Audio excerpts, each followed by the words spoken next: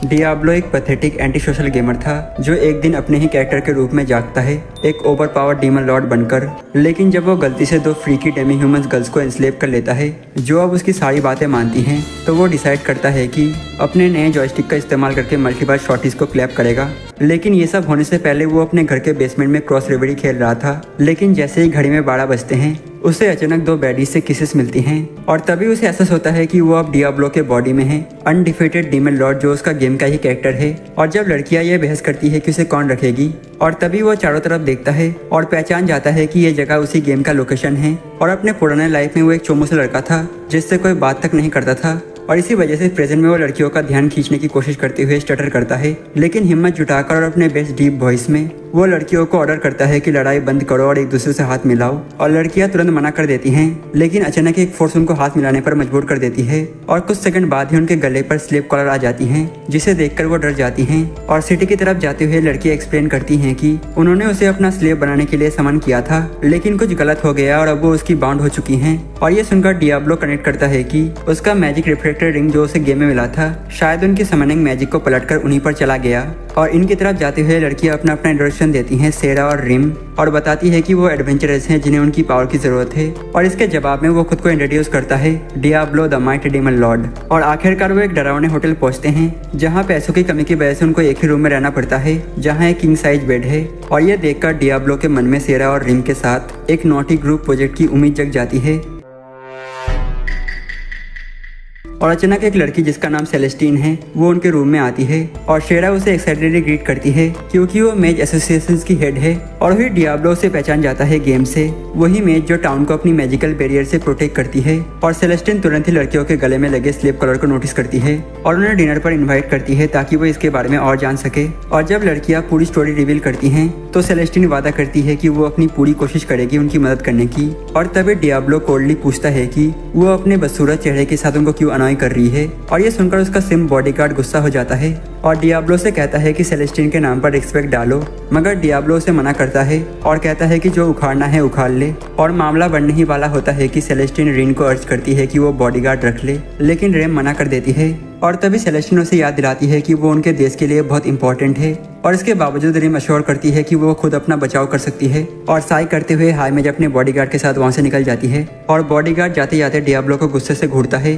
और side characters के चले जाने के बाद डियाब्लो रिम की ओर मुड़कर कहता है कि वो जरूर बहुत इंपॉर्टेंट है, लेकिन रिम झूठ बोलती है और कहती है कि वो तो बस एक ऑर्डिनरी कैट गर्ल है। हालांकि डियाब्लो के गेमर इंस्टिंक्ट स्टिंगर करने लगते हैं और वो कंक्लूड करता है कि रिम का सीक्रेट स्टोरी के लिए बहुत इंपॉर्टेंट है। और तभी वो रिम को अपने कंधों पर उठाता है और शेरा से कहता है कि वो रिम को टॉर्चर करेगा ताकि उससे इन्फॉर्मेशन निकाली जा सके। और शेरा भी एक वाइफू की तरह चुप रहती है और डियाब्लो को रिम ले जाने देती है। और वो लोग कमरे में पहुंचते हैं जहां डियाब्लो उसे बेड पर फेंकता है और कहता है कि सच बता दो वरना वो उसकी बीन फ्लिक करेगा। और ये सुनकर रिम गुस्से में पूछती है कि क्या वो उसे डिफाइल करने वाला है। और तभी डियाब्लो अपना कोर्स ऑफ एक्शन बदलता है और उसकी जगह वो रिम के कानों को रगड़ने लगता है, जिससे रिम खुश होकर डॉल्फिन जैसी साउंड निकालने लगती है। और कुछ देर बाद जब रिम फनी लिक्विड रिलीज कर देती है तो वो डियाब्लो से पूछती है कि क्या वो उसे तब भी अपसेट करेगा जब वो उसे अपना बड़ा सीक्रेट बताएगी, वो सीक्रेट जो हमेशा लोगों को उससे डराकर दूर कर दिया। और डियाब्लो वादा करता है कि वो भागेगा नहीं। और ये सुनकर रिम रिवील करती है कि उसके अंदर डीमन लॉर्ड क्रबून की सोल सील्ड है। और ये नाम सुनते ही डियाब्लो याद करता है कि क्रबून तो क्रॉस रेवड़ी गेम का अल्टीमेट बॉस है। और वही रिम बताती है कि उसका पर्पस क्रबून को डिफीट करना है। और इसी वजह से सेलेस्टीन चाहती थी कि रिम को बॉडीगार्ड मिले ताकि वो जल्दी मर ना जाए और क्रबून दुनिया में अनलीश ना हो जाए। और ये जानकर डियाब्लो रिम को अश्योर करता है कि वो उसकी इस कारण में मदद करेगा। और ये सुनकर रिम इमोशनली मूव हो जाती है और रिम की आंखों में आंसू देखकर, जिन्हें वो किसी कमजोर बच्चे की तरह रोते हुए नहीं देखना चाहता था, इसलिए डियाब्लो कमरे से निकल जाता है। और बाहर आते ही उसे सेलेस्टीन के सिम गार्ड और उसके होमीज घेर लेते हैं, लेकिन ये जानते हुए कि वो उसके लेवल के लायक नहीं है, डियाब्लो मुड़कर जाने लगता है। और तभी सिम गार्ड एक लेवल 30 का सैलेमेंडर समन करता है और डियाब्लो उसे स्कॉप करता है और कहता है कि वो तो लेवल 150 पर है और एक ही मूव में सैलेमेंडर को कबूम कर देता है। और ये करने के बाद डियाब्लो को एक बात पूरी तरह से क्लियर हो जाती है, जो पावर उसके पास गेम में थी वही पावर अब सच में उसके पास है। और सुबह होते ही वो सोचता है कि क्या यह दुनिया क्रॉस रेवड़ी की रेप्लिका है या फिर सच में वो गेम के अंदर ट्रांसपोर्ट हो चुका है। और तभी वो उठने लगता है, लेकिन उसके हाथ किसी सॉफ्ट चीज को पकड़ लेते हैं और जब वो सिर घुमाकर देखता है तो वो शॉक हो जाता है क्योंकि उसका बायां हाथ सेरा के जिगरी संतरों पर टिका हुआ है। और उसकी घबराहट और बढ़ जाती है जब वो नोटिस करता है कि उसका दायां हाथ रिम के पोरली डेवलप चेस्ट पर रखा हुआ है। Yeah, boy. और उस पर डियाब्लो को साफ पता चल जाता है कि उसे संतरे बहुत पसंद है। और तभी शेरा जाग जाती है और उस पर चिल्लाती है और वो गुस्से में कहती है कि वो ये सब तब तक नहीं कर सकता जब तक कि वो उसे अपने मास्टर के रूप में एक्सेप्ट न करे। और कुछ देर बाद रिम भी जागती है और उसके चेस्ट पर डियाब्लो का हाथ देखकर वो एकदम टमाटर की तरह लाल हो जाती है। और अब पूरी तरह से घबराया हुआ डियाब्लो खुद को याद दिलाता है कि उसे बस रोल प्ले करना है अहंकारी डीमन लॉर्ड डियाब्लो का। तो वो रिम से कामली कहता है कि उसका बॉडी ग्लो अप जल्दी आएगा। तो उस दिन रिम डिसाइड करती है कि वो डियाब्लो से नाराज ही रहेगी, मगर डियाब्लो उसकी हरकतों पर ध्यान नहीं देता और पूछता है कि उसने अब तक कोई भी इंसान क्यों नहीं देखा। और शेरा बताती है कि ये ब्लॉक खास तौर पर डेमी ह्यूमंस के लिए बना है। और ये सुनकर डियाब्लो को समझ आता है कि इंसान हमेशा की तरह बाकी क्रिएचर्स से बीप कर रहे होंगे। और शाई करते हुए वो लड़कियों से पूछता है कि क्या उनकी स्ट्रेंथ भी लेवल से मेजर होती है। और शेरा कंफर्म करती है, लेकिन जल्दी से बताती है कि वो एक नूब है, जबकि रिम प्राउडली बताती है कि वो लेवल 40 पर खड़ी है। और आखिरकार वो लोग एडवेंचरस गिल्ड पहुंचते हैं और वहाँ डियाब्लो राउडी क्राउड देखकर चौंक जाता है। ढेर सारे एडवेंचरस आपस में हंगामा कर रहे होते हैं और नर्वस होने के बावजूद वो शांत दिखता है और लड़कियों के साथ सेकंड फ्लोर पर पहुंचता है, जहां एक एच एनिमे की बैड रिसेप्शनिस्ट उनको फॉर्म भरने के लिए कहती है। और तभी डियाब्लो को एहसास होता है कि वो तो यहाँ की लैंग्वेज ही नहीं जानता और इसलिए वो शेरा को ऑर्डर करता है कि वो फॉर्म उसके लिए भर दे। और शेरा एक्साइटेड होकर मान जाती है और फॉर्म भर देती है। और इसके बाद रिसेप्शनिस्ट उनको गाइड करती है कि वो सभी मैजिक मिरर को टच करे ताकि उनके लेवल रिवील हो सके। और शेरा सबसे पहले जाती है और पता चलता है कि वो तो लेवल 30 पर है। और ये जानकर वो थोड़ी दुखी हो जाती है क्योंकि उसे उम्मीद थी कि वो रिम से आगे निकलेगी। लेकिन जब डियाब्लो की बारी आती है तो मिरर के साथ कोई गड़बड़ हो जाता है, जिससे कमरे में मौजूद सभी लोग डर जाते हैं। और इस हंगामे को सुनकर गिल्ड मास्टर सिल्वी का ध्यान उनकी तरफ जाता है और वो डियाब्लो और उसकी कडल क्रू को अपने साथ आने के लिए कहती है। और प्राइवेट जगह पर सिल्वी डियाब्लो से कहती है कि वो उनके छोटे गिल्ड के लिए बहुत ज्यादा स्ट्रॉन्ग है और उससे पूछती है कि क्या वो किसी कमजोर इंसान के ऑर्डर्स मान पाएगा। और डियाब्लो कंधे उचकाते हुए कहता है उसे कोई फर्क नहीं पड़ता जब तक कि उसे पैसे मिलते हैं। और ये सुनकर सिल्वी हंस पड़ती है और उसे ऑफिशियली गिल्ड में वेलकम करती है। और फिर वो उनको एक मिशन देती है आदमखोर जंगल में छुपे हुए मदारा सांप के आंखें लाने का। और रेम रिवील करती है कि ये क्वेस्ट मेज एसोसिएशन की तरफ से आया है, जिससे डियाब्लो सोच में पड़ जाता है कि कहीं ये सेलेस्टीन या उसके गुनर्स का काम तो नहीं। और तभी उसके दिमाग में उस रात की यादें ट्रिगर होती है जब वो रिम के ऊपर था। मगर बुरे सोचों को झटकते हुए वो पूछता है कि क्या वो पोर्टल के जरिए आदमखोर जंगल जा सकते हैं। लेकिन लड़कियां हैरान होकर बताती हैं कि उन्होंने अपनी जिंदगी में पोर्टल नाम की कोई चीज नहीं सुनी। और डियाब्लो पूरी कोशिश करता है उनको पोर्टल समझाने की, जिस पर सेरा चकल करती है और कहती है कि अगर पोर्टल होती तो जिंदगी बहुत आसान हो जाती। जिस पर रिन भी एग्री करती है और सरकास्टिकली पूछती है कि क्या डियाब्लो ने पेडीवुड की कोई क्रैपी फैंटेसी मूवी देख रखी है। और ये सुनकर डियाब्लो डिसाइड करता है कि चुप रहना ही बेहतर है। और इस तरह 5 घंटे पैदल चलने के बाद वो लोग आदमखोर जंगल पहुंचते हैं। और ये जंगल इतना डरावना होता है कि डियाब्लो को भी हीबी जीबी महसूस होने लगते हैं। और तभी सेरा 10 लोगों की प्रेजेंस को सेंस कर लेती है और डियाब्लो तुरंत चौकन्ना हो जाता है और लड़कियों से कहता है कि एक ट्रैप है और उन्हें सावधान रहना होगा। और बिना देर की वो पैर की तरफ एक एलिमेंटल मैजिक फायर करता है, जिससे दुश्मन बाहर निकल आते हैं। और शेरा तुरंत उस एल्फ को पहचान लेती है, शेल्फ श्योर, जो गुस्से में डियाब्लो का सामना करती है और पूछती है कि उसने ग्रीनवुड की प्रिंसेस को इंस्लेव करने की हिम्मत कैसे की। और पता चलता है कि वो प्रिंसेस और कोई नहीं बल्कि शेरा ही है। और इरिटेटेड होकर डियाब्लो कहता है कि उसने शेरा को या किसी और को इंस्लेव नहीं किया। लेकिन सेल्सियोर मानने को तैयार नहीं होती है और घोषणा करती है कि वो प्रिंसेस को आजाद करके वापस अपने नेशन ले जाएगी। और ये सुनकर शेरा भड़क जाती है और साफ कह देती है कि वो उसके साथ कभी नहीं जाएगी, खासकर ये जानने के बाद कि उसका भाई उसे सिर्फ बच्चे पैदा करने वाले बैक शॉट के लिए चाहता है। और सेल्सी हैरानी से पूछती है कि वो क्यों गुलामों जैसी जिंदगी जीना पसंद करेगी, जबकि वो आराम से अपने पैर फैलाकर अपना बायोलॉजिकल डेस्टिनी पूरा कर सकती है। और सेरा गुस्से में क्लैरिफाई करती है कि वो किसी की गुलाम नहीं है। और ये सुनकर रिम सेरा को ट्रू फेमिनिस्ट कहती है और उसे अपना पूरा सपोर्ट देती है। और फिर डियाब्लो डार्क टोन में सेल्सी से कहता है कि उसने उसे अपना दुश्मन बनाकर बहुत बड़ी गलती की है। और एल्फ उसकी इस बातों से ह्यूमिलिएट महसूस करते हैं और एक साथ बहुत सारे एरोस फायर करते हैं। लेकिन डियाब्लो के ऊपर इनका कोई असर नहीं होता, बल्कि वो उनसे पूछता है कि जब उन्हें सच में उसे लड़ना ही नहीं तो फालतू में उसका टाइम क्यों वेस्ट कर रहे हैं। और इसके जवाब में सेल्सी अपना असली हथियार निकालती है, टेम्पेस्ट एरोस, जिसके बारे में कहा जाता है कि वो किसी भी चीज को भेज सकती हैं। लेकिन डियाब्लो कोई नॉर्मल इंसान नहीं है और वो बड़े ही आसानी से इसको न्यूट्रलाइज कर देता है जैसे कुछ हुआ ही नहीं हो। और अब डर के मारे एल्फ उससे पूछते हैं कि आखिर वो है कौन। और तभी डियाब्लो खुद को इंट्रोड्यूस करता है, the demon Lord for another world. और बिना किसी देरी के वो एक स्पेल अनलीश करता है, फ्रीजियर, जिससे पूरा एरिया फ्रीज हो जाता है और सेल्सी और उसकी ट्रूप जड़ से घुटनों पर गिर जाते हैं। और तभी अचानक वो सिम गार्ड सामने आता है और वो एल्फ्स को कचरा कहता है कि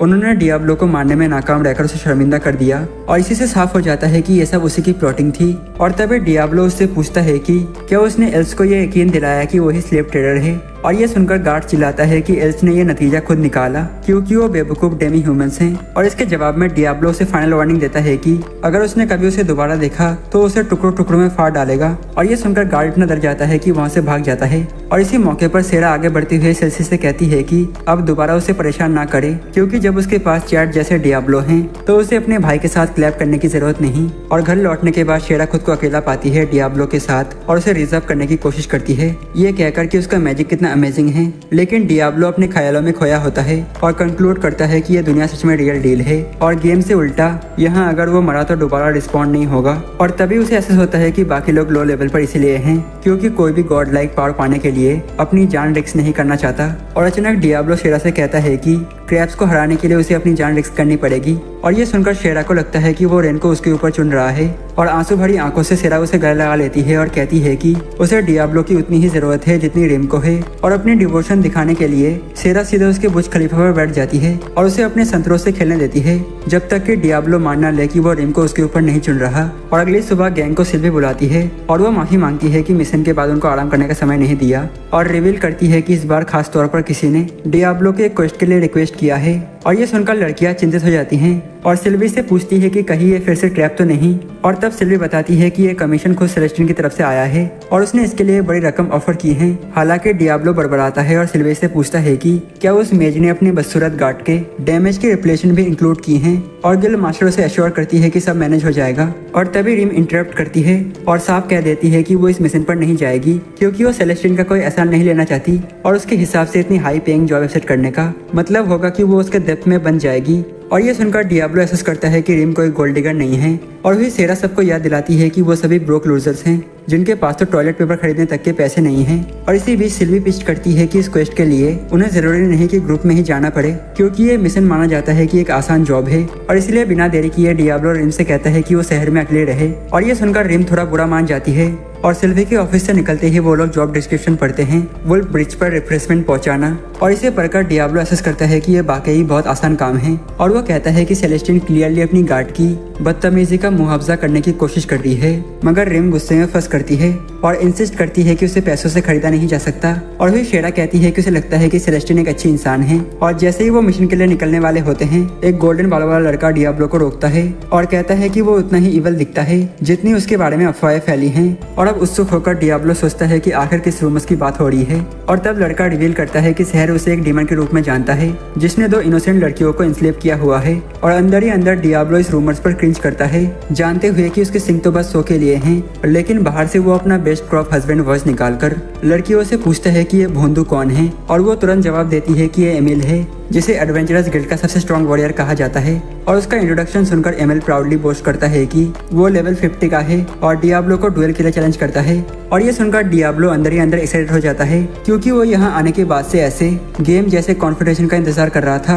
और फिर भी वो घमंड से एमिल से कहता है कि वो उसे एक मक्खे की तरह कुचल देगा। और एमिल उसकी वार्निंग को नजरअंदाज करता है और कहता है कि उसे लड़कियां बहुत पसंद है और एक सच्चे फेमिनिस्ट होने के नाते वो कभी अलाउ नहीं कर सकता कि कोई बदसूरत डीमन सेरा और रिम को अनस्लेव करे। और लड़कियां उसे समझाने की कोशिश करती हैं कि उसने सब गलत समझा है लेकिन एमिल उनको चुप करा देता है और अनाउंस करता है कि वो उनको आजाद करेगा क्योंकि वो लड़कियों का डिफेंडर है। और एमिल को देखते ही डियाब्लो तुरंत समझ जाता है कि वो कोई और नहीं बल्कि एक परफॉर्मेटिक अच्छा इंसान है। और फिर भी वो उम्मीद करता है कि शायद उसे एमिल से एक अच्छा फाइट मिल ही जाए।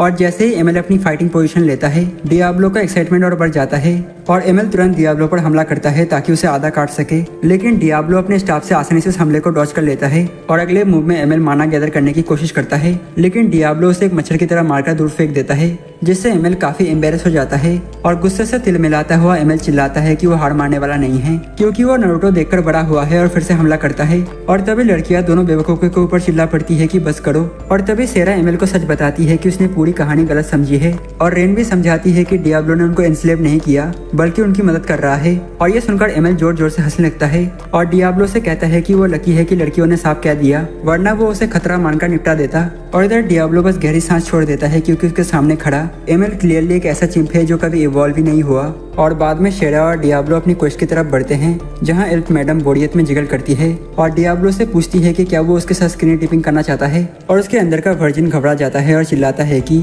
काम के दौरान ऐसे सजेशन मत दो। लेकिन वही शेरा अपने संतरे उसके चेस्ट पर दबा देती है और कहती है एक दिन वो उतनी ही पावरफुल बनना चाहती है जितना वो है। और थोड़ी मस्ती मजाक के बाद वो लोग आखिरकार वुल्फ पहुंचते हैं, जहाँ गार्ड उसके सिंह देखकर उसे तुरंत फॉलन समझ लेते हैं। और डियाब्लो कुछ बोल पाए उससे पहले ही एक गार्ड बोरिस उसे पहचान लेता है कि ये वही इनफेमस डीमन है जिसके बारे में पूरी फोल्ट्रा सिटी में बातें हो रही हैं। और अब क्यूरियोसिटी में डियाब्लो उन गार्ड से पूछता है कि इतनी घबराहट क्यों है। और गार्ड्स रिवील करते हैं कि उन्हें जानकारी मिली है कि सैकड़ों फॉलेंस उल्फ की तरफ बढ़ रहे हैं। और ये सुनते ही डियाब्लो चिंता में पड़ जाता है, क्योंकि उसे क्रॉस रेवरी से पता है कि फॉलन कोई आम जानवर नहीं बल्कि बॉस मॉन्स्टर होते हैं जो बड़े पैमाने पर तबाही मचा सकते हैं। और शेरा भी उल्फ की सेफ्टी को लेकर चिंता जताती है। और डियाब्लो सोचता है कि अगर ये मॉन्स्टर्स आ गए तो पूरा उल्फ बर्बाद हो जाएगा, क्योंकि क्लियरली गार्ड इतनी ताकतवर हॉट से लड़ नहीं सकते। और फिर भी वो शेरा को एश्योर करता है कि भले ही उल्फ ब्रिज तबाह हो जाए लेकिन फिर भी फॉलेंस फोल्ट्रा में घुस नहीं पाएंगे, क्योंकि वहाँ सेलेस्टीन की बैरियर मौजूद है।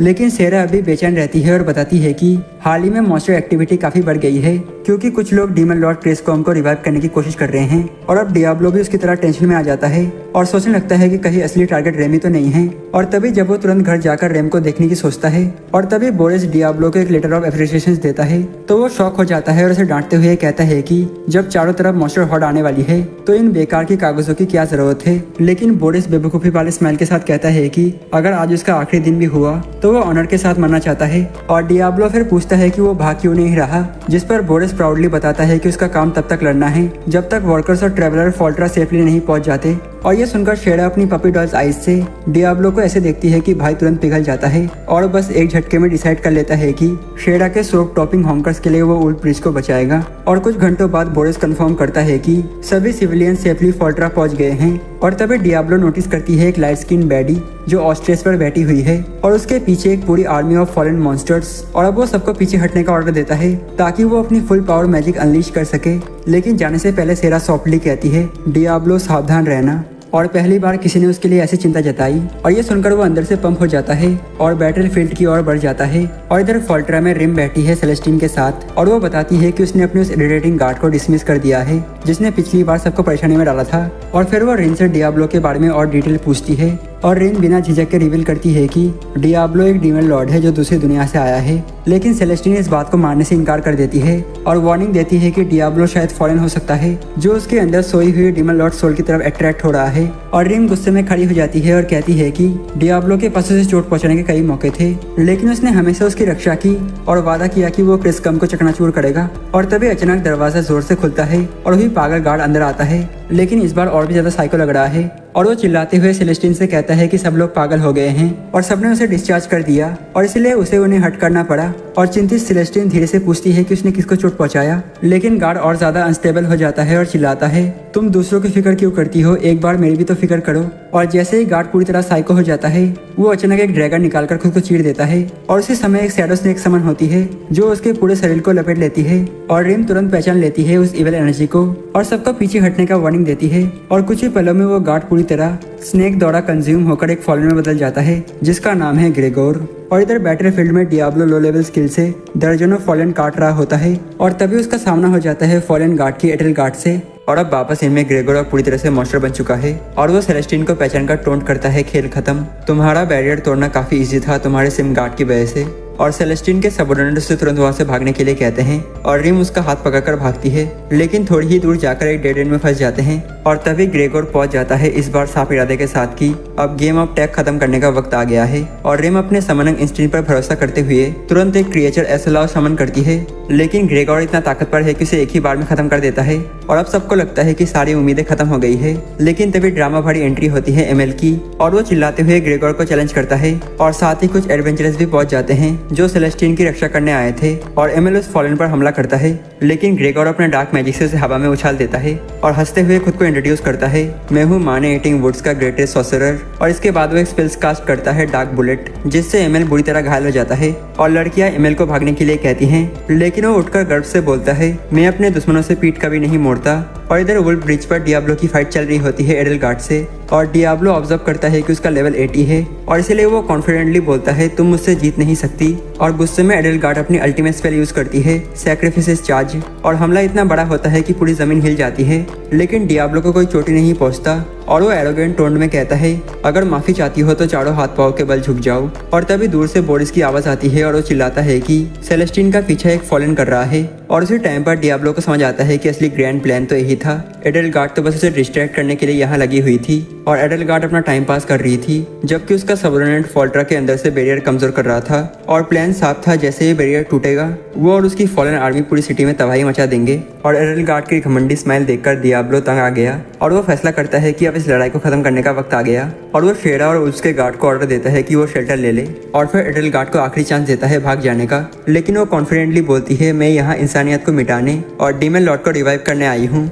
और डियाब्लो हंसकर जवाब देता है तुम्हारा डीमन लॉर्ड तो मैं हूँ। और इसके बाद वो अनलीश करता है अपना डेविस्टेटिंग स्पेल व्हाइट नोवा और इतनी बड़ी फ्लड निकलती है कि सच में लगता है जैसे फिर से नोवाज आर्क की जरूरत पड़ेगी। और अटैक के बाद एडलगार्ड की प्लॉट आर्मर टूट जाती है और डियाब्लो को शौक होता है कि वो राख में तब्दील क्यों नहीं हुई जैसा नॉर्मली होना चाहिए था, लेकिन उसके पास टाइम नहीं था और वो शेरा को बताता है कि अब वो रिटर्न मैजिक का यूज करने वाला है रेम तक पहुंचने के लिए और प्रेइंग कि ये काम कर जाए और उसकी प्रेयर काम कर जाती है। एक झटके में वो ग्रेगोर के सामने लैंड करता है और जैसे ही डियाब्लो देखता है कि उसके दोस्त खून से लथपथ जमीन पर पड़े हैं तो उसका चेहरा काला पड़ जाता है और वो एमएल की साहस को एक्नॉलेज करता है और कहता है अब यहाँ से मैं संभाल लूंगा।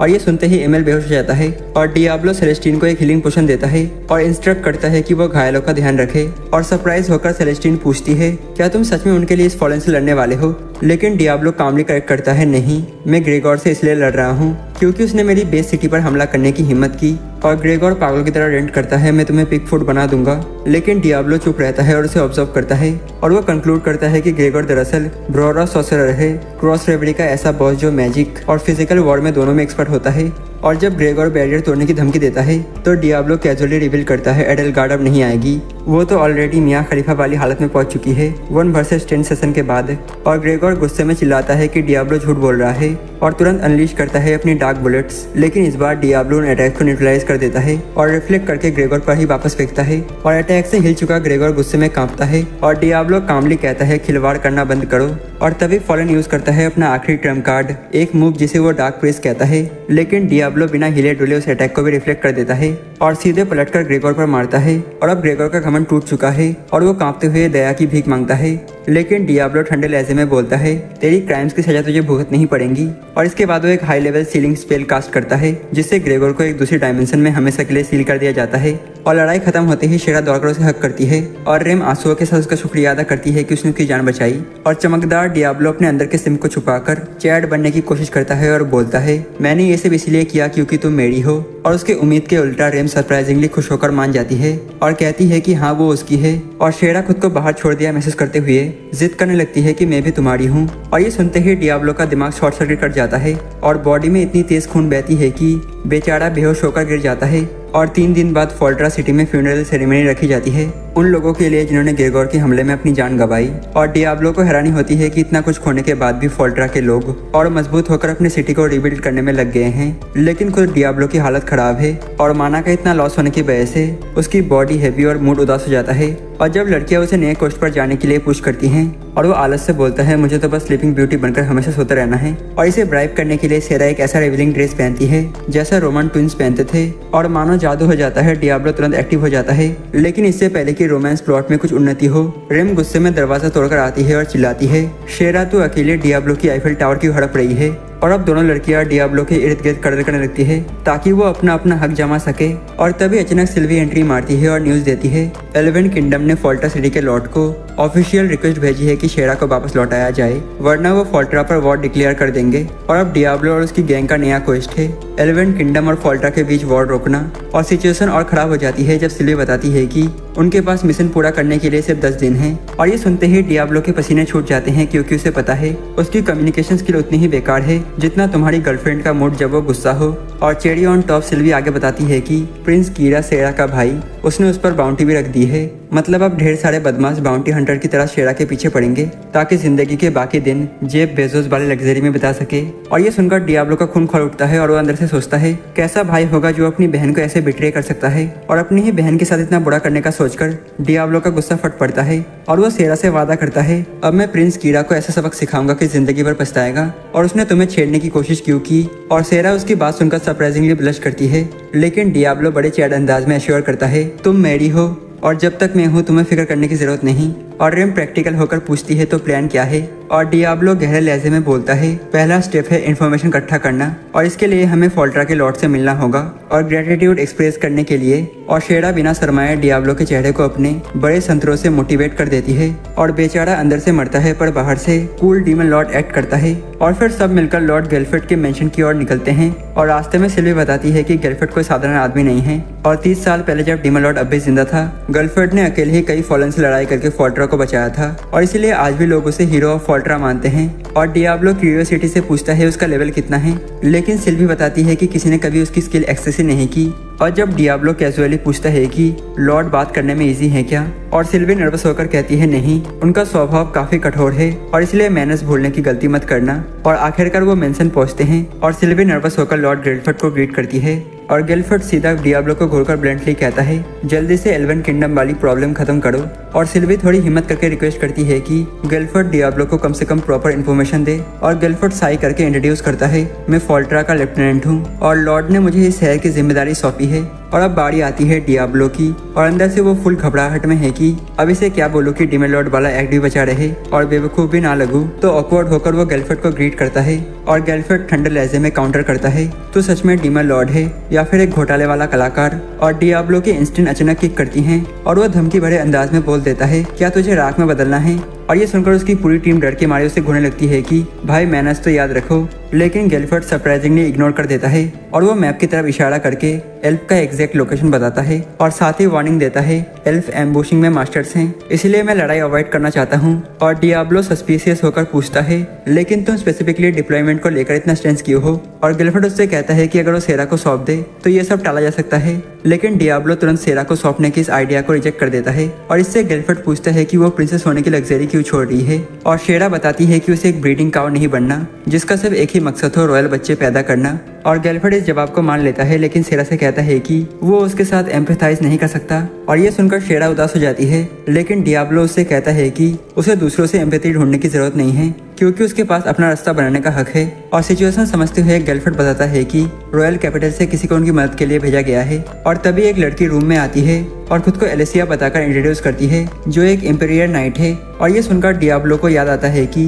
क्रॉसब्रे में बस ताकतवर लोग जिनकी नोबल लिनियज हो वही नाइट बन सकते हैं। और रिम कहती है कि उसे हैरानी है कि कोई लड़की किंगडम की सेवा कर रही है और जवाब में एलेसिया कहती है कि रिम काफी परेशान लग रही है। और ये सुनकर डियाब्लो और रेन अलर्ट हो जाते हैं और पूछते हैं कि उसका मतलब क्या है, लेकिन एलेसिया अजीब सी स्माइल करती है और कहती है कि वो तो बस एक गेस्ट था। और फिर वो टॉपिक चेंज करके सिल्विया को एक गोल्ड का बैग देती है और बताती है कि ये किंग की तरफ से है ताकि फोल्ट्रा को फिर से बनाया जा सके। और शेरा की तरफ मुड़कर एलेसिया उसे पूरा सपोर्ट देने का वादा करती है कि वो इंडिपेंडेंटली जी सके। और एलेसिया को ऑब्जर्व करते हुए डियाब्लो सोचता है कि वो किसी भी इंट्रोवर्ट के लिए सबसे बुरा सपना है क्योंकि वो बहुत ज्यादा कम्युनिकेटेड है। और फिर एलेसिया डियाब्लो को फोल्ट्रा और वुल्फ को फॉलन से लड़ाई के दौरान बचाने के लिए शुक्रिया कहती है, लेकिन डियाब्लो घबरा जाता है ये सोचकर कि अगर वो सावधान न रहा तो एलेसिया उसके डीमन लॉर्ड एड को पहचान लेगी। और इसलिए वो उससे कहता है कि उससे बात ना करे, पर उसकी परेशानी बढ़ाने के लिए एलेसिया पोलाइटली एग्री कर जाती है जिससे डियाब्लो को और बुरा लगता है। और वापस जाते टाइम डियाब्लो सोचता है कि उसे एक फ्लैशी वेपन खरीदनी चाहिए ताकि वो एड को मेंटेन करते हुए छोटे दुश्मनों से भी लड़ सके। और एक साइड खरीदने के बाद वो अपने टीम को अनाउंस करता है कि वो कुछ पोषण खरीदना चाहता है। और तभी शेरा आगे बढ़ जाती है और अचानक पूरी गली एक गैस बम से ढक जाती है और विजन कॉम्प्रोमाइज होने पर सबको शेरा की मदद के लिए चिल्लाने की आवाज सुनाई देती है। और डियाब्लो तुरंत फॉग को डिस्पेल कर देता है और देखता है कि शेरा को बाउंटी हंटर्स का एक ग्रुप किडनैप कर रहा है और डियाब्लो फौरन उन पर हमला करता है, जबकि बाकी हंटर्स को एलेसिया और रेम संभाल लेती है और शेरा को सुरक्षित पाने के बाद सबका सामना एमएल से होता है और वो डियाब्लो और उसकी गैंग को एश्योरेंस देता है कि ग्रेगोर वाली मदद के बदले में अब वो किडनैपर्स को संभाल लेगा और किडनैपर्स को लेकर एमएल निकल जाता है और डियाब्लो सेरा से कहता है कि वो हमेशा उसके पास ही रहे और इसी मौके पर सेरा उससे पूछती है कि क्या वो उसका हाथ पकड़ सकती है और दोनों एक प्यारा सा मोमेंट शेयर करते हैं और तभी एलेसिया सेरा को किडनैप होने देने के लिए माफी मांगती है, लेकिन डियाब्लो से आश्वस्त करता है कि इतनी अपटाइट रहने की जरूरत नहीं है और एलेसिया उसे इतना इजी गोइंग होने के लिए शुक्रिया कहती है और अचानक एलेसिया का पेट जोर से साउंड करता है जिस पर बाकी लड़कियां हंस पड़ती हैं और बाद में इनमें ग्रुप से सेलेस्टीन जुड़ती है और बताती है कि शायद उसे स्लेव कॉलर हटाने का तरीका मिल गया है और ये सुनकर लड़कियां चौंक जाती हैं और सेलेस्टीन आगे बताती है कि कल ये एक स्लेव कैरेवन पहुंचा है तो शायद स्लेव मास्टर उनकी मदद कर सके और एलेसिया बीच में पूछती है कि क्या वो लोग वाकई अभी ये करना चाहते हैं, जबकि सेरा के भाई ने इतना बड़ा गड़बड़ खड़ा कर रखा है और सबकी नजर डियाब्लो पर जाती है और वो अनाउंस करता है कि पहले स्लेव कैरेवन देखना चाहिए क्योंकि उसे यकीन है कि एल्वन किंगडम वाला मामला वो आसानी से सुलझा लेगा। और अगले दिन जब वो स्लेव कैरेवन पहुंचते हैं तो डियाब्लो के दिमाग में नोटी ख्याल आते हैं, स्लेव और फादरलेस कपड़ों की इमेजिनिंग और वो घबराकर घूंट मारता है और प्रार्थना करता है कि उसकी विनी उसके डेमलॉर्ड एड को खराब ना कर दे और टेंट में अंदर जाते ही उनका स्वागत एक बस्ती बेब करती है जो खुद को मेडियूस कहकर इंट्रोड्यूस करती है और बताती है कि वो मिस्ट्रेस है और वो तुरंत रेमे और सेरा के गले में पहने कॉलर को नोटिस कर लेती है और फिर डियाब्लो से पूछती है कि क्या वो इन लड़कियों को बेचने आया है और डियाब्लो तुरंत इसे मना कर देता है जिससे मेडियूस उसके अंदर से निकलती हुई मैजिकल ऑरा को महसूस कर लेती है और मेडियूस डियाब्लो की और तारीफ करते हुए कहती है कि जो भी उसे गुस्सा दिलाएगा वो कभी जिंदा नहीं बचेगा और शेरा तुरंत इस बात को पकड़ लेती है और मेडियूस से पूछती है कि क्या वो मैजिक फ्रोज पढ़ सकती है और जब मेडियूस हाँ कहती है तो शेरा बताती है कि वो भी उसी की तरह ही है और ये सुनकर रेम हैरान हो जाती है और पूछती है कि उसने पहले कभी बताया क्यों नहीं और शेरा अपनी बेवकूफ़ी दिखाते हुए बोल देती है कि तुमने कभी पूछा ही नहीं, जिससे रेम चिढ़कर सांस छोड़ देती है और इसके बाद मेडियूस को पता जाता है कि वो सब यहाँ क्यों आए हैं और वो गैंग को बताती है कि वो कोशिश कर सकती है स्लेव कॉलर हटाने की लेकिन कोई गारंटी नहीं है और तभी उसे रेम से एक सेमेस्टर मैजिक फ्लो महसूस होता है और वो पूछती है कि उसने किसी डीमन से कैसे प्रेगनेंसी कर ली और सब लोग शॉक हो जाते हैं और शेरा तुरंत डियाब्लो पर आरोप लगा देती है कि उसने रेम के साथ बहुत खराब काम किया है, लेकिन डियाब्लो तुरंत इसे डिसमिस कर देता है और कहता है कि जो भी रेम के अंदर जाने की कोशिश करेगा उसे जेल के अंदर डाल देना चाहिए। और आगे बढ़ते हुए मेडूस बताती है कि स्लिप कॉलर को लगाना और हटाना एक ट्रेड सीक्रेट है और वो सिर्फ इसे कुछ लोगों के साथ ही शेयर कर सकती है और एलेसिया खुद को बाहर ले जाने का फैसला करती है और रेम भी उसके साथ जाती है, यह बताते हुए कि वो अच्छा महसूस नहीं कर रही और शेरा जल्दी से पूछती है कि क्या वो ठीक है, लेकिन रेम चुपचाप उससे पूछती है कि क्या उसे पता था कि उसके अंदर से डार्क फ्लो मैजिक निकल रहा है और शेरा बताती है कि हाँ, उसने महसूस किया था और सोचा था कि ये इसलिए है क्योंकि रेम एक सुपर स्ट्रॉन्ग एडवेंचरर है। और ये सुनकर रेम गॉड का शुक्रिया अदा करती है कि शेरा की रूम टेम्परेचर इंटेलिजेंट है और बाहर आने के बाद एलेसिया रेम से पूछती है कि क्या वो सच में ठीक है और रेम जवाब नहीं देती तो एलेसिया कहती है कि उसे डर था कि मेडूस उसके दिल को पढ़ लेगी और ये सुनकर रेम हैरान हो जाती है और पूछती है कि कोई नोबल लड़की ऐसी चीज से क्यों डरेगी और एलेसिया मुस्कुराते हुए बताती है कि जितना तुम राइचियस बनने की कोशिश करते हो उतना ही तुम्हारे सोच इम्प्योर हो जाते हैं। और अब थोड़ी रिलैक्स होकर रेम मानती है कि उसे अपने सीक्रेट बाहर आने का डर था और इसके जवाब में एलेसिया उससे कहती है कि अपनी आंखें बंद करो ताकि वो उसके हाथ पर एक चाम बना सके जो उसके सीक्रेट्स को प्रोटेक्ट करेगा और रेम आंखें बंद करके अबे करती है, लेकिन जैसे ही एलेसिया उसके हाथ पर चाम बनाती है रेम को एक डिमानिक सील महसूस होता है जो उसे डरा देता है, लेकिन एलेसिया चुप रहती है क्योंकि वो रेम को और परेशान नहीं करना चाहती। और टेंट के अंदर सेरा मेड्यूस से पूछती है कि उसने उसे इतना नोटी आउटफिट क्यों पहनाया और मेड्यूस बताती है कि ये इसीलिए है ताकि डियाब्लो उसके मैजिक फ्लो को सही से देख सके और वो रिफ्लेक्टेड मैजिक को अंडू कर सके जो उसे बांध कर रखा है। और इसके बाद वो डियाब्लो को ऑर्डर देती है कि वो शेरा को टच करे और डियाब्लो ऐसा करता है और शेरा खुशी से चीख उठती है। और जब डियाब्लो मैजिक के सेंटर को पकड़ने की कोशिश करता है तो वो थ्रेड को फॉलो करने की पूरी कोशिश करता है जो कॉलर से जुड़ा है, लेकिन शेरा का शरीर टूट जाता है और वो अनहोनी पानी निकाल देती है।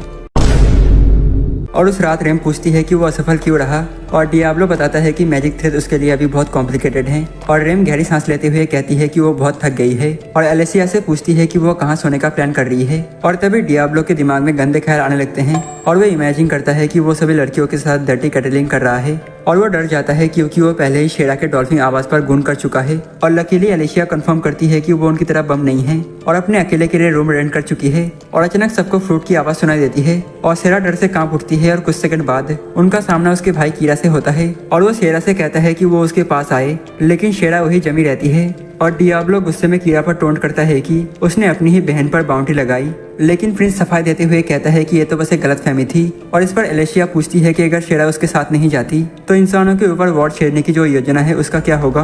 और प्रिंस फिर पोलाइटली जवाब देता है कि ये सब उनकी फादर की इच्छा है जो अपनी बेटी को देखना चाहते हैं। और अचानक शेरा गुस्से में चिल्ला उठती है और कहती है कि वो उसके झूठ को साफ साफ देख सकती है। और कीरा तुरंत माफी मांगते हुए कहता है कि वो बदल चुका है और अब एक अच्छा भाई बनना चाहता है। और ये सुनकर रेम उससे पूछती है कि अगर वो सचमुच बदल गया है तो उसे शेरा की ये इच्छा स्वीकार करनी चाहिए कि वो एक एडवेंचर की तरह जीना चाहती है। और कीरा कहता है कि वो उसकी चॉइस को मानेगा। लेकिन फिर डियाब्लो से पूछता है कि क्या वो शेरा को उसके साथ घर भेजने की इजाजत देगा। और डियाब्लो ताने कसते हुए कहता है कि वो कीरा जैसा मैल नहीं है, इसलिए अगर शेरा उसके साथ घर जाना चाहे तो वो जा सकती है। और ये सुनकर कीरा खुश हो जाता है और सबको अलविदा कहकर निकल जाता है। लेकिन शेरा को आश्वासन देता है कि वो कल फिर उससे मिलने आएगा। और रात को जब सब सो जाते हैं शेरा जागती रहती है और अपने भाई के आने से परेशान। और रेम ये नोटिस करती है और उससे बात करने आती है और वो पूछती है कि क्या शेरा घर लौटने की सोच रही है। लेकिन शेरा तुरंत कहती है कि वो नहीं जाना चाहती और अपने दोस्तों के साथ एक कैफे खोलने का सपना बताती है। और ये सुनकर रेम खुश तो होती है लेकिन चुपचाप कहती है कि शायद वो उस फ्यूचर में मौजूद ना हो क्योंकि वो अपनी खुद की प्रॉब्लम से जूझ रही है। और शेरा उसे खुश करने के लिए उसे बेड पर गिरा देती है और उसकी पूंछ से खेलती है। और दूसरी तरफ कीरा फ्लूट बजाते हुए एक सिक डेलाइट में कहता है कि वो शेरा के साथ बच्चे बनाने वाला है। और अब पास्ट में जब वो इनकॉग्निटो पर देखे जाने वाले एनिमे के अगली प्रोटैगनिस्ट जैसा दिखता था तो डियाब्लो बुरी तरह से दोस्त बनाना चाहता था लेकिन कोई भी सच में उसके आसपास नहीं रहना चाहता था। और अब प्रेजेंट में जब वो अपनी आंखें खोलता है तो उसे दो बैडीज से कडल करते हुए मिलती हैं। और उस सुबह बाद में रेम बताती है कि वो एडवेंचरस गिल्ड जाएगी ताकि सिल्वी को कीरा के साथ जो हुआ उसका अपडेट दे सके। और वही एलेसिया जो उसके साथ है कहती है कि वो लॉर्ड गिलफर्ड को रिपोर्ट करेगी। और ये सुनकर शेरा खुश होकर उनको केयरफुल रहने को कहती है। लेकिन लड़कियां उसे याद दिलाती है कि केयरफुल तो उसको रहना होगा क्योंकि कीरा बाद में उसका आंसर सुनने आएगा। और डियाब्लो तुरंत उन्हें भरोसा दिलाता है कि वो शेरा को नहीं सौंपेगा जिससे शेरा ऑप्टिमिस्टिक हो जाती है। और इसलिए वो कहती है कि जब उसका भाई आएगा तो वो उसे मना कर देगी। और रेम और एलेशिया अपना काम खत्म करने के लिए निकल जाते हैं तो डियाब्लो शेरा को बताता है कि उनको सिलेक्ट नहीं करना चाहिए और इसलिए वो उसकी वर्ल्ड की पोर्शन रिक्रिएट करेंगे। और ये सुनकर शेरा एक्साइटमेंट से पूछती है कि क्या वो देख सकती है जिससे एक फॉर्मल लूजर के रूप में डियाब्लो और नर्वस हो जाता है। और बात तब और बिगड़ जाती है जब वो शेरा के बलून्स को उसके टॉप से झांकते हुए देख लेता है जिससे उसे एहसास होता है कि उसे पोषण की जगह लोशन चाहिए ताकि वो फैट वन बस्ट कर सके।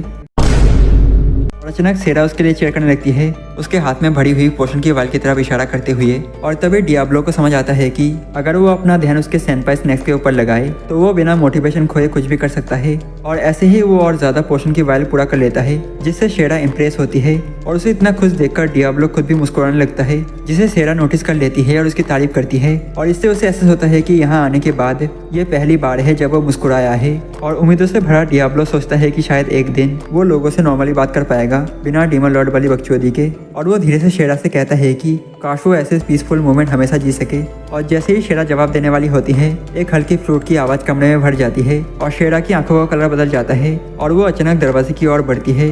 और वो डियाब्लो से कहती है कि वो ग्रीन वुड अपने घर वापस जा रही है। और शॉक डियाब्लो पूछता है कि उसने अचानक अपना माइंड क्यों बदल दिया। और वो बताती है कि एक रॉयल प्रिंसेस होने के नाते उसे अपनी ड्यूटीज पूरी करनी होती हैं। और ये कहकर वो अपने भाई के साथ जुड़ जाती है जो डियाब्लो को याद दिलाता है कि उसने शेरा की विशेष को रिस्पेक्ट करने का वादा किया था। और उनके जाते ही रेम और एलेशिया वापस आती हैं और पूछती हैं कि डियाब्लो बाहर क्या कर रहा है। और वो धीरे से बताता है कि शेरा ग्रीनवुड चली गई है जिससे रेम शॉक हो जाती है और पूछती है कि अब वो क्या करेगा। और बिना उसकी तरफ देखे वो कहता है कि वो पूरा दिन बेड रॉट करेगा लेकिन वो चाहे कितना भी कोशिश करे उसका दिमाग शेरा के बारे में सोचने से रुकता नहीं। और उसे शक होने लगता है कि शायद शेरा ने उसे झूठ बोला। और शाम को रेम उसे चेक करने आती है और पूछती है कि वो कब तक अपने रूम में बंद रहेगा। और जब उसे कोई जवाब नहीं मिलता तो वो याद दिलाती है कि शेरा के पास एक चींटी जितना ब्रेन है और वो इतनी स्मार्ट नहीं है कि कोई एक्ट कर सके। और इसलिए रेम इमेजिन नहीं कर सकती कि शेरा ने उनकी ट्रस्ट ऐसे तोड़ी हो। और एक पल के लिए डियाब्लो सोचता है कि कीरा की फ्रूट का शेरा के डिसीजन से कुछ लेना देना हो सकता है लेकिन क्योंकि उसने गेम में कभी ऐसी आइटम नहीं देखी और वो फिर यही मानने लगता है कि उसे ये सोचकर बेवकूफ़ बनाया गया कि उसके भी दोस्त थे। और जब डियाब्लो पूरी तरह सेल्फ एब्जॉर्ब होता है तो रेम कहती है कि वो शेरा को वापस लाने जा रही है। और इस पर डियाब्लो उस पर चिल्लाता है कि वो अपने आप को उस इंसान के लिए रिस्क में क्यों डाल रही है जिसने उन्हें छोड़ दिया। और रेम कॉन्फिडेंटली कहती है कि वो ऐसा इसलिए कर रही है क्योंकि शेरा उसकी दोस्त थे। और ये सुनकर डियाब्लो को वो सभी मोमेंट्स याद आते हैं जब वो बेवकूफ़ एल्फ उसके लिए चिंता करती थी और उसे केयरफुल रहने के लिए भी कहती थी। और उसकी मुस्कुराती हुई चेहरा याद करके डियाब्लो रेम से पूछता है कि क्योंकि उसने उसे समन किया है और क्या वो अपने दोस्त को वापस लाने के लिए ग्रेट डीमन लॉर्ड की पावर चाहती है। और रेम एक्साइटेड होकर हाँ कहती है, जिससे डियाब्लो तैयार हो जाता है कुछ बुरा करने के लिए। और रास्ते में उनको एलिसिया मिलती है जो उनके साथ चलने के लिए जोर देती है क्योंकि वो सेरा के डिसीजन को एक्सेप्ट नहीं कर सकती। और डियाब्लो से बताता है कि ऐसा करने से वो अपनी ड्यूटीज कॉम्प्रोमाइज करेगी। और एलिसिया भले ही एक इंपीरियर नाइट है लेकिन उसे इसकी परवाह नहीं, क्योंकि वो मानती है कि वो रेम को अपनी लड़ाई में अकेला नहीं छोड़ सकती। और इसी बीच एक एल्बेन कैंप में शेरा बंदी हुई है, जबकि प्रिंस कीरा अपनी फ्लूट बजाते हुए उसे बताता है कि इस इंस्ट्रूमेंट की मदद से वो उसे अपनी मर्जी के हिसाब से ओवरराइड कर सकता है। और फ्लूट दोबारा बजाकर कीरा शेरा को कंपेल करता है कि वो बताए कि क्या उसने डियाब्लो की बॉडी सर्व की। लेकिन जब शेरा कहती है कि डियाब्लो ने उससे सिर्फ रेम से हाथ मिलाने को कहा था, तो कीरा सोचता है कि शायद डियाब्लो का खड़ा नहीं हुआ। और इन थॉट्स को झटकते हुए वो एक फैब्रिक ईटिंग स्लाइम छोड़ता है ताकि शेरा के कपड़ों को जला दे, जबकि वो रोते हुए कहती है कि वो उससे नफरत करती है। और कीरा उसे और टोंट करते हुए कहता है कि उसे परवाह नहीं, क्योंकि सिर्फ उसे ब्रीड करने में दिलचस्पी है। और जब उम्मीद खत्म होती दिखती है, डियाब्लो और उसकी टीम वहां पहुंच जाती है। और सेरा को डिस्ट्रेस में देखकर डियाब्लो उसे लेट होने के लिए माफी मांगता है, जबकि लड़कियां कीरा को बताती हैं कि अपनी नेक्स्ट लाइफ में वो एक एडनॉर्मल टाइटन बनने वाला है। और इंट्रोजन से गुस्से में आया कीरा उनको याद दिलाता है कि उसकी पूरी आर्मी बाहर इंतजार कर रही है। और डियाब्लो उसे बाहर देखने के लिए कहता है। और जैसे ही कीरा बाहर देखता है, उसकी पूरी आर्मी खत्म मिलती है। और फ्यूरियस और अनॉइड होकर कीरा वॉर की धमकी देता है, लेकिन डियाब्लो को परवाह नहीं। और वो शेरा की तरफ मुड़कर पूछता है कि वो क्या चाहती है। और जवाब देने से पहले कीरा ओवरराइड का इस्तेमाल करके उसे मजबूर करता है कि वो कहे कि वो ग्रीनवुड जाना चाहती है। और इसके जवाब में डियाब्लो इनसेलमेंट कॉलर का इस्तेमाल करता है और शेरा को सच बोलने पर मजबूर करता है। और शेरा की आंखों से आंसू बहने लगते हैं जब वो कहती है कि वो बस फ्री रहना चाहती है और अपने दोस्तों के साथ ट्रैवल करना चाहती है। और ये सुनकर कीरा पागल हो जाता है और एल्बन नेशन का एक ट्रम्प कार्ड एक हाइड्रा समन करता है। और सिक डिलाइट के साथ कीरा उम्मीद करता है कि हाइड्रा डियाब्लो को एलिमिनेट कर देगा। और शेरा जो अब डरी हुई है, डियाब्लो से भाग जाने को कहती है, क्योंकि हाइड्रा सदियों से एल्व्स का गार्डियन ड्यूटी रहा है और कोई भी उसे हरा नहीं पाया। लेकिन चेतावनी के बावजूद डियाब्लो एक्साइटेड महसूस करता है और अपने दोस्तों को पीछे हटने को कहता है और कहता है कि डैडी को ये संभालने दो। और जब लड़कियां पैरों के पीछे छुप जाती हैं, कीरा हाइड्रा को डियाब्लो के ऊपर हमला करने को कहता है, लेकिन हाइड्रा उल्टा उसे वार्निंग देता है कि वो उसका बॉस न बने। और ये देखकर डियाब्लो उसे टोंट करता है कि वो अपने ही समन के ऊपर पूरा कंट्रोल नहीं रख पाया। लेकिन अंदर ही अंदर डियाब्लो टेंशन में है, क्योंकि उसने क्रॉस रेबेल में ना ही हाइड्रा देखा था और ना ही फ्रूट। और समय बर्बाद किए बिना वो हाइड्रा के ऊपर बोल्डेज फेंकता है और उसके एक सिर को काट भी देता है। और जैसे ही उसे लगता है कि लड़ाई आसान होगी, लेकिन हाइड्रा अपना सिर रिजेनरेट कर लेता है, जिससे डियाब्लो पिकल में पड़ जाता है और कीरा खुशी से चिल्लाता है। जबकि डियाब्लो हाइड्रा का एनालिसिस करता है और समझता है कि उसे समन के हिसाब से बहुत अलग स्किल है। और दूसरी तरफ से सेरा उसे सलाह देती है, अगर डियाब्लो हाइड्रा का कोर ढूंढ ले तो जीतने का मौका है। और कीरा अपनी बेवकूफ बहन के ऊपर हंसता है और कॉन्फिडेंटली बताता है कि कोर हाइड्रा के शरीर में घूमता रहता है और डियाब्लो उसे कभी डिस्ट्रॉय नहीं कर पाएगा। लेकिन डियाब्लो अब कॉन्फिडेंट है और वो हाइड्रा के नीचे फिसलता है और एक पावरफुल इलेक्ट्रिक स्पेल का इस्तेमाल करके कोर और हाइड्रा दोनों को खत्म कर देता है। और ट्रम्प कार्ड खत्म होते ही कीरा डरकर पैंट भी गीली कर देता है और पूछता है कि डियाब्लो आखिर है कौन। और डियाब्लो खुद को दूसरी दुनिया से आया हुआ डीमन लॉर्ड घोषित करता है, लेकिन कीरा उस पर विश्वास नहीं करता और उसे स्किट्जो ऑफिस मेडिसिन कहता है। और ये सुनकर गुस्से में डियाब्लो अपना स्टाफ उठाता है ताकि उसे खत्म कर दे। लेकिन इससे पहले कि वो ऐसा कर सके, सेल्सिया और अपने प्रिंस को बचाने के लिए आगे कूदती है, जबकि शेरा डियाब्लो से उसे रिकंसिडर करने को कहती है। और कंफ्यूज होकर डियाब्लो पूछता है कि क्या वो अभी अपने भाई के स्पेल के असर में है, लेकिन शेरा कहती है कि नहीं, वो कीरा से नफरत करती है, पर फिर भी वो उसका ब्लड है और चाहे वो कितना भी कमीना क्यों ना हो। और कीरा इस काइंडनेस को मॉक करता है और जंगल में अंदर जाने लगता है, लेकिन अचानक एक अनसीन फोर्स उसका सिर काट देती है और शेरा की आंखें डर से फैल जाती है जब गिलफर्ड और उसकी आर्मी सामने आती है और सेल्सियर उसकी तरफ बढ़ती है। लेकिन गिलफर्ड की इमेंस स्ट्रेंथ की वजह से वो उसके पास पहुंच भी नहीं पाता। और इसी बीच डियाब्लो गुस्से में लॉर्ड से पूछता है कि वो क्या पका रहा है और गिलफर्ड कैजुअली बताता है कि कीरा ने जैसे ही अपनी सेना दूसरे नेशन में भेजी थी, तभी उसका एंड तय हो गया था। और गिलफर्ड अपने सोल्जर्स को ऑर्डर देता है कि वो जंगल में मिले किसी भी एल्फ को खत्म कर दे और फिर शेरा को कैप्चर करने का ऑर्डर देता है। और डियाब्लो तो समझता है कि ये सब गिलफर्ड की पहले से बनाई गई प्लानिंग थी और वो चाहता था कि डियाब्लो एल्फ से लड़े ताकि उसे ग्रीनवुड पर कब्जा करने का जस्टिफिकेशन मिल जाए। लेकिन लॉर्ड उसकी बातों पर कोई रिएक्शन नहीं देता और इसके बजाय वो डियाब्लो से कहता है कि अगर वो उसकी राह में कांटा बना तो उसे भी एलिमिनेट कर दिया जाएगा। और बिना किसी वार्निंग के वो डियाब्लो को एक ऐसे केज में बंद कर देता है जो बड़े मॉन्स्टर्स को पकड़ने के लिए बनाया गया है। और डियाब्लो शॉक हो जाता है क्योंकि ये स्पेल उसके लिए अननोन है। और गिलफर्ड दावा करता है कि अब डियाब्लो जल्दी बाहर नहीं आ पाएगा। और एलेसिया आखिरकार गिलफर्ड का सामना करती है और पूछती है कि वो इतनी रैश एक्शन क्यों ले रहा है। लेकिन गिलफर्ड शांति से जवाब देता है कि वो फॉल्टर और उसके लोगों के भले के लिए ऐसा कर रहा है। और फिर वो उससे पूछता है कि क्या एक मिजली नाइट उसकी मिलिट्री जजमेंट को सवाल करेगी, और इसके जवाब में एलेसिया अपनी स्वॉर्ड उठाती है और गर्लफ्रेंड उससे पूछता है कि वो उसे बिना ब्लेड के कैसे रोकेगी, और कुछ सेकंड बाद एलेसिया की ब्लेड जमीन पर गिरती है जिससे सभी स्टन रह जाते हैं। और यहाँ तक कि डियाब्लो भी जो अब समझ जाता है कि गर्लफ्रेंड एक ऐसा बीस्ट है जो न सिर्फ मैजिक में टैलेंटेड है बल्कि शायद मिनटों से भी ज्यादा तेज है, और एलेसिया डर से घुटनों पर गिर जाती है जबकि गर्लफ्रेंड उसे चैलेंज करता है कि वो चाहे तो वो उसे किंग के सामने मसल दे। और इस बीच डियाब्लो हालत की गंभीरता समझते हुए केज के मैजिक फ्लो को सेंस करने की कोशिश करता है और धीरे धीरे वो मैजिक फ्लो के सेंटर तक पहुंचने का प्रयास करता है, जबकि गर्लफ्रेंड अपने गार्ड को आगे बढ़ने का ऑर्डर देता है और अचानक बैरियर टूटकर खुल जाता है जिससे गर्लफ्रेंड हैरान जाता है और वो डियाब्लो की तारीफ करता है और अपने सोल्जर्स को पीछे हटने को कहता है। और अपनी स्वॉर्ड उठाते हुए गर्लफ्रेंड बताता है कि जैसे ही वो डियाब्लो को टुकड़ों में काटकर खत्म करेगा वो लोगों को बताएगा कि डियाब्लो एक स्कैम आर्टिस्ट था जो उनके प्यारे सिटी पर कब्जा करने की प्लानिंग कर रहा था। और डियाब्लो जवाब में किसी शब्द का उपयोग नहीं करता और एक मैजिक स्पेल दाग देता है, लेकिन गर्लफ्रेंड आसानी से उसे डिफ्लेक्ट कर देता है और उसकी स्वॉर्ड बहुत तेज चमकती है। और खुद को अनबीटेबल समझते हुए गर्लफ्रेंड डियाब्लो को स्लो और वीक कहकर टोंट करता है, लेकिन तभी वो एक मैजिकल लैंडमाइन के ऊपर पैर रख देता है और घायल हो जाता है। और डियाब्लो स्मग करता है और बताता है कि उसने उनकी लड़ाई शुरू होते ही कई लैंडमाइंस बिछा दिए थे। और एक अच्छा फाइट पसंद करने वाला गर्लफ्रेंड बताता है कि 30 साल में डियाब्लो पहला इंसान है जिसने उसे घायल किया है, और वो उसकी तारीफ करता है और लाइटनिंग स्टेप से डियाब्लो के करीब आता है और डियाब्लो एक स्पेल का इस्तेमाल करता है जिससे गर्लफ्रेंड एक आइस प्रिजन में कैद हो जाता है। और ये सोचकर कि वो जीत गया है डियाब्लो अपना गार्ड डाउन कर देता है, लेकिन उसी पल गर्लफ्रेंड आइस तोड़कर निकल आता है और लगभग डियाब्लो का गला काटने ही वाला होता है। और तेजी से फीडबैक देते हुए डियाब्लो लाइटनिंग बुलेट छोड़ता है जिससे गर्लफ्रेंड दूर फेंका जाता है। और इसी पर डियाब्लो को एहसास होता है कि लॉर्ड ऑफ फोल्ट्रा लेवल 120 पर है और वो अब तक का सबसे मजबूत ओपोनेंट है जिसका उसने सामना किया है। और बुरी तरह से घायल होने के बावजूद गर्लफ्रेंड फिर से उठने की कोशिश करता है जिससे डियाब्लो शॉक हो जाता है और समझ जाता है कि वो इस ओल्ड बूमर को अपना एनिमी नहीं बनाना चाहता, और इसलिए वो ब्लब करते हुए कहता है कि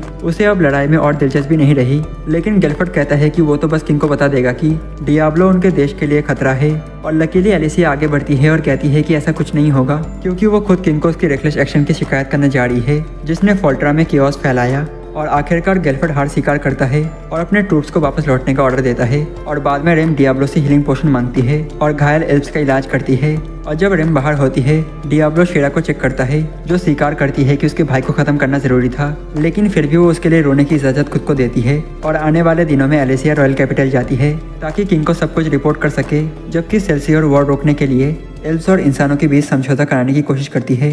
और जहाँ तक डियाब्लो की बात है वो लड़ाई से उभरने के लिए अपने बेड में आराम करता है और वो मानता है कि वो फिजिकली ठीक है, लेकिन एक फॉर्मल सेटिंग होने के नाते उसके अंदर बाहर जाने की कोई इच्छा नहीं है। और अचानक उसे सिल्वे मिलने आती है जो माना रिकवर करने वाली वाइन की बोतल लेकर आई है, लेकिन एक ही ग्लास में डियाब्लो टिप्सी हो जाता है और सिल्वे के ऊपर ही कूद जाता है उसे बॉडी पिलो समझकर। और उधर रॉयल कैसल में एक मेड एलिसिया को कहती है कि वो खुद को ओवरवर्क न करे, और एलिसिया मेड को आश्वासन देती है कि वो ठीक है और लोगों की सेवा करना उसका कर्तव्य है। और तभी सैडलर नाम का एक आदमी वहां पहुंचता है जिससे मेड डरकर भाग जाती है, लेकिन एलिसिया शांति से उसका अभिवादन करती है और उसे उसकी सडन विलेज वाली रिसेंट मिशन के बारे में पूछती है। और सैडलर मुस्कुराते हुए कहता है कि गांव के हर इंसान को सेलिब्रेशन मिल गया। और एक बनावटी मुस्कान के साथ एलिसिया पूछती है कि क्या वो मैनकाइंड से नफरत करता है, लेकिन सैडलर बताता है कि वही उसका प्यार है जो उसे उन लोगों को खत्म करने पर मजबूर करता है जो डीमन लॉर्ड की पूजा करते हैं। और इस आदमी को एक नट जॉब समझकर एलिसिया वहाँ से निकलने की कोशिश करती है, लेकिन तभी सैडलर बताता है कि वो भी फोल्ट्रा जाने वाला है। और ये सुनकर एलिसिया रुक जाती है और सैडलर आगे बताता है कि हाई प्रीस्टेस ने भविष्यवाणी की है कि डीमन लॉर्ड की रिवाइवल फोल्ट्रा में होगी और इसलिए एक पैलेडिन होने के नाते वो शहर की जांच करने जा रहा है। और इसी बीच रेम शेरा को एक टर्की शॉट समन करना सिखाती है और जब एल सफल होती है और रेम बताती है कि ये समन भले ही स्ट्रॉन्ग नहीं है, लेकिन इसकी एक खास एबिलिटी है सिंक्रोसाइट, जिससे समनर उस पक्षी की आंखों से सब कुछ देख सकता है। लेकिन रेम उसे चेतावनी देती है कि समन बहुत मान लेता है और इसीलिए समनर उनको लंबे समय तक उपयोग नहीं कर सकता। और जब रेम शेरा से पूछती है कि क्या वो टर्की शॉट के साथ पैक्ट बनाना चाहती है, और शेरा तुरंत हाँ कहती है और एक स्टोन निकालती है। और ये देखकर डियाब्लो क्यूरियस होता है और पूछता है कि यह क्या है, और रेम बताती है कि एक मैजिक स्टोन है जो इंसेलमेंट रिचुअल में पैक्ट बनाने के लिए जरूरी होता है। और वो डियाब्लो को भी एक देती है और वो हैरानी से उसे देखता है क्योंकि ये स्टोन क्रॉस रेवड़ी की दुनिया में मौजूद नहीं था।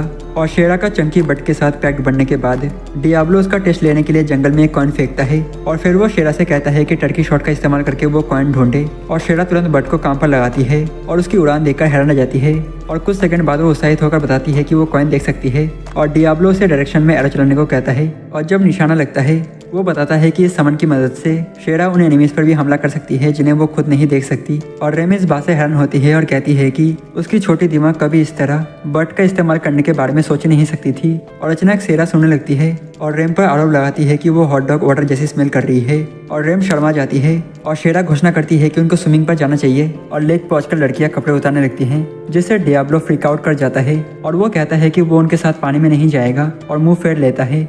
Come on, man. लड़कियां पानी में मजे करती हैं और डियाब्लो नॉटी थॉट्स के साथ परेशान होने लगता है। और अचानक शेरा मदद के लिए चिल्लाती है और डियाब्लो मुड़कर देखता है और पाता है कि एडलगार्ड रेम को पकड़े हुए है। और वो बताती है कि किसी ने उसे बताया है कि रेम के अंदर डेमन लॉर्ड की सोल है। और ये सुनकर शेरा रेम से पूछती है कि ये क्या चल रहा है। और बाद में सभी बैठकर बात करते हैं, जहाँ रेम शेरा को पूरी सच्चाई बताती है। और सब कुछ सुनने के बाद शेरा रेम को गले लगाती है और कहती है कि भले ही वो कमजोर और यूजलेस है और वो फिर भी रेम की मदद करना चाहती है। और रेम उसे शुक्रिया कहती है। और फिर वो एडलगार्ड से कहती है कि वो हमेशा सोचती थी कि अगर किसी फॉरेन को पता चला कि उसके अंदर डेमन लॉर्ड की सोल है तो वो उसे मार डालेंगे। लेकिन उसकी हैरानी के लिए एडलगार्ड बताती है कि वो रेम को मारे बिना डेमन लॉर्ड को रिवाइव कर सकती है और फिर रेम को mother of the demon Lord कहा जाएगा। और जब एडलगार्ड डियाब्लो के चेहरे पर नापसंदगी देखती है तो वो कहती है कि वो खुद रिचुअल नहीं करेगी बल्कि वो डियाब्लो को सिखा देगी। और डियाब्लो इस बात पर विचार करता है क्योंकि रेम का लक्ष्य डेमन लॉर्ड को रिवाइव करके इससे हमेशा के लिए निपटना है। और इसलिए डियाब्लो एडलगार्ड से कहता है कि वो उसे रिचुअल सिखाए ताकि वो डेमन लॉर्ड को रिजरेक्ट कर सके और फिर उसे खत्म कर सके। और एडलगार्ड डियाब्लो के ओवर कॉन्फिडेंट को पसंद नहीं करती और अपनी स्वॉर्ड उठाती है और डियाब्लो भी अपनी स्टाफ उसकी गर्दन पर रख देता है। और पाउट करते हुए एडलगार्ड कहती है कि 3 दिन बाद स्टारफॉल टावर में आए वही रिचुअल होगा। और बाद में पब में गैंग को एलेसिया मिलती है जो उन्हें तुरंत अपने साथ आने को कहती है। और वो पूछते हैं कि वो इतनी टेंस क्यों दिख रही है। और एलेसिया बताती है कि फोल्ट्रा में एक पैलेडिन मौजूद है जिसका नाम सैडलर है और जो उनको नुकसान पहुंचा सकता है अगर उसे ये यकीन हो जाए कि वो डेमन लॉर्ड के वर्शिपर्स हैं। और ये सुनकर डियाब्लो परेशान हो जाता है क्योंकि उसने गेम में कभी पैलेडिन से लड़ाई नहीं की और इसलिए वो उनके स्टैट से पूरी तरह अनजान है। और बस किस्मत से वो सीधे सैडलर और उसके गुनर स्क्वाड से टकरा जाते हैं। और उसे देखते ही सैडलर इंट्रोडक्शन मांगता है जिससे डियाब्लो और चिंतित हो जाता है और वो पैलेडिन को प्रोवोक न करने का फैसला करता है। लेकिन उसकी बेवकूफ़ी पहले बोल पड़ती है और वो गर्व से कह देता है कि वो दूसरी दुनिया से आया हुआ डेमन लॉर्ड है। और सैडलर जोर से हंस देता है और कहता है कि उसे पता था कि फोल्ट्रा में कई तरह के अजीब लोग रहते हैं लेकिन एक स्कैम आर्टिस्ट को पहली बार देखा है। और सबको सेफ समझते हुए एलेसिया मुस्कुराकर कहती है कि डियाब्लो मजाक करना पसंद करता है। और तभी सैडलर डार्क टोन में कहता है कि एलेसिया जैसी इंसान के लिए डेमन लॉर्ड कहने वाले लोगों के साथ घुलना मिलना शोभा नहीं देता। और जब रेम बीच में बोलने की कोशिश करती है पैलेडिन उसे स्लेव कह देता है जिससे रेम और ज्यादा गुस्से में आ जाती है और अचानक उसकी गर्दन में दर्द होने लगता है। और सैडलर दावा करता है कि उसे गॉड की पनिशमेंट मिल रहा है लेकिन डियाब्लो तुरंत उसकी मैजिक स्पेल को महसूस कर लेता है और उसे अपोजर कहकर बाहर बुलाता है। और इंसल्ट महसूस करते हुए सैडलर उस पर स्पेल फेंकता है लेकिन डियाब्लो रिफ्लेक्टेड मैजिक का इस्तेमाल करता है और पैलेडिन को सीमेंट ब्लॉक में कैद कर देता है। और जैसे ही उसके फॉलोअर्स उसे उठाकर ले जाते हैं एलिसिया डियाब्लो से पूछती है कि सैडलर को जाने देना ठीक था क्या। और डियाब्लो कहता है कि सैडलर जैसे छोटे मोटे लोगों से लड़ना उसके लेवल के नीचे है। और एलिसिया मजबूरी में उसकी बात मान लेती है।